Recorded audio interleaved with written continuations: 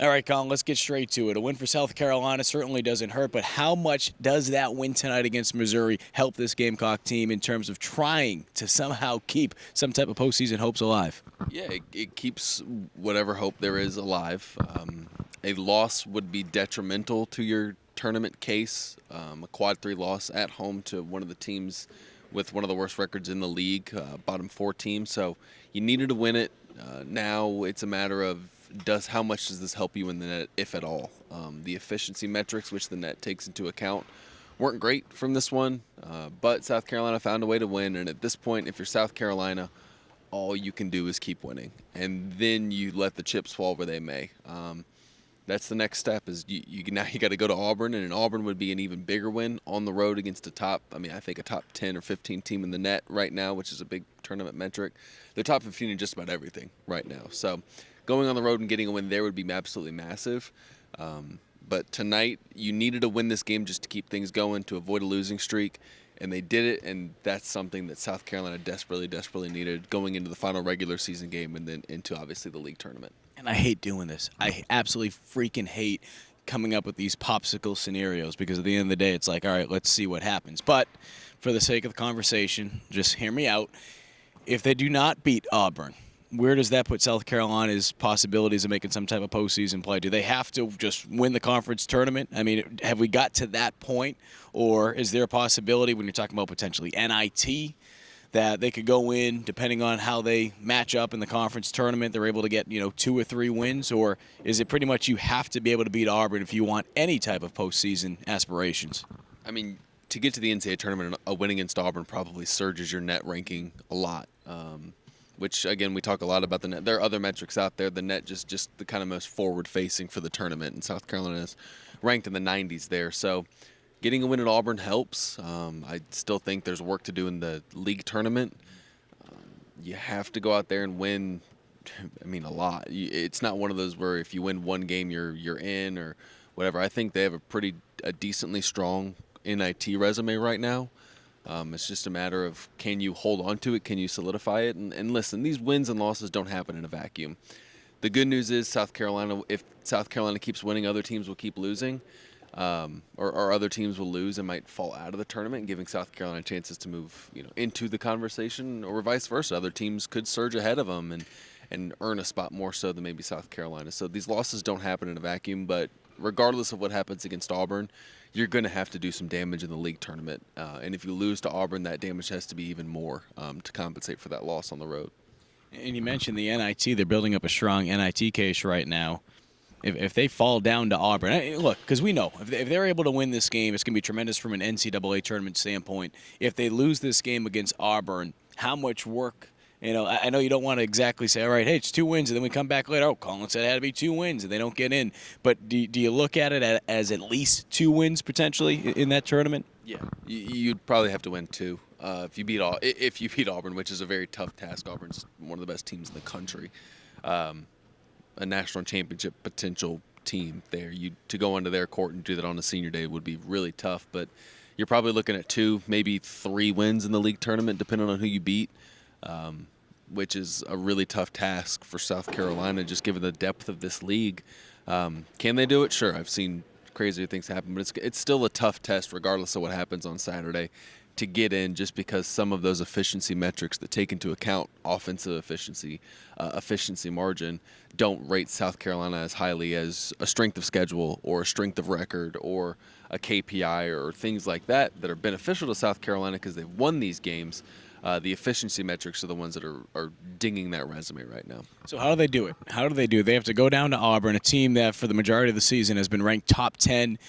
You saw what happened earlier in the year when they played at Colonial Life Arena, but since then, the War Eagles have took their lumps. They've took their hits. They've lost a couple games. They lost this past weekend, which it seems like was the case for a lot of top 10 teams. What do they need to do in order to win this game?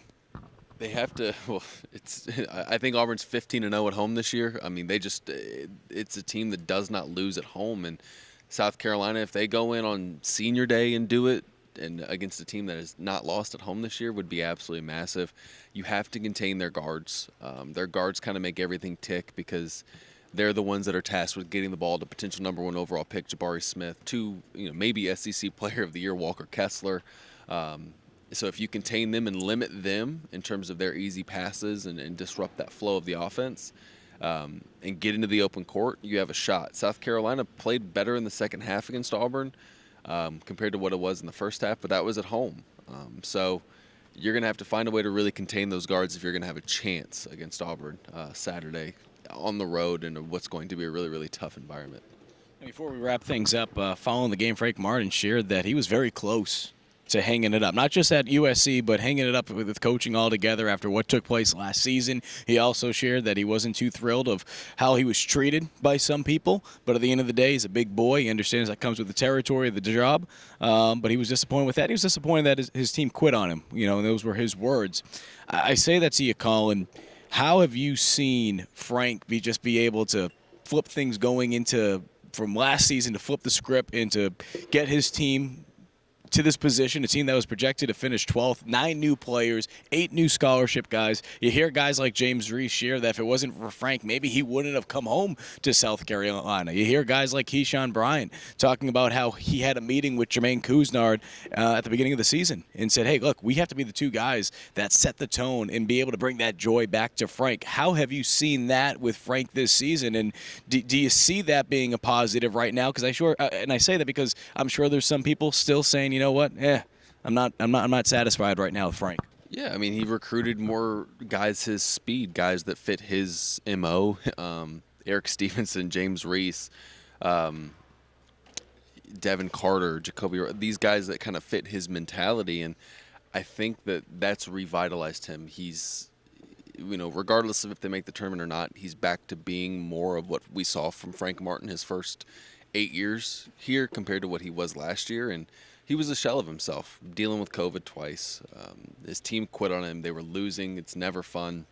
So to see him revitalized is certainly good just for Frank the person.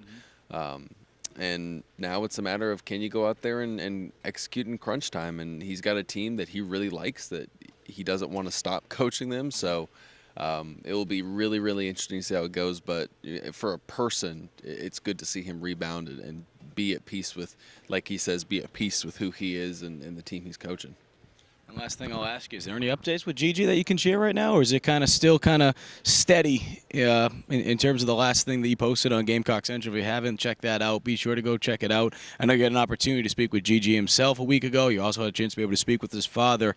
I think people are looking at the situation. I'm sure the elephant in the room is, all right, what is Frank Martin's status going to be? Obviously, contractually, he is expected to be back next season. That buyout will drop to just under, I believe, $3 million once we hit April 1st. And if Frank were to return next season, that if he's able to finish out next season, the 2023 season, and let's just, hypothetically speaking, USC wanted to move on after April 1st, that buyout disappears altogether. So I say that because obviously that's the elephant in the room.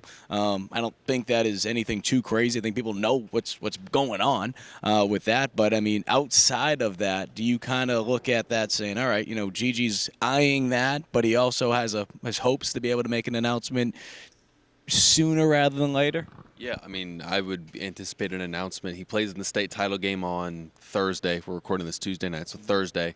And it's not going to be like the buzzer sounds and he makes an announcement, but it won't be soon after that state title game, win or lose, that he opts to make a decision. And right now, I mean, South Carolina feels like they're in a good spot, but it's just a matter of, if he decides to do that next, does he stay in the 2023 class, or does he reclassify? And that's still to be determined as well. And one thing that's also to be determined is Yurik Stoneman, the head coach at Ridgeview, will be taking on the Oak Hill job. And from my understanding, as soon as Yurik got the job, he sat down with Gigi and said, hey, look, we're not going to talk about this whatsoever. If people ask you about, hey, is there a possibility that you might transfer to Oak Hill, you just say, hey, look, I'm not having those conversations until the end of the season. So that will be another conversation that he will have when his year is up. He's Collyn Taylor. I'm Mike Yu. Be sure to keep it locked in to GamecockCentral.com for all your latest news on the Gamecocks. A busy week coming up. Clemson taking on the Gamecocks over at Founders Park on Friday. 3-game series that will obviously go to Segra. Then it'll also go to Clemson on Sunday. And then the women's SEC tournament will tip off for USC on Friday after earning that double bye. Reporting from Colonial Life Arena. We'll see you guys real soon.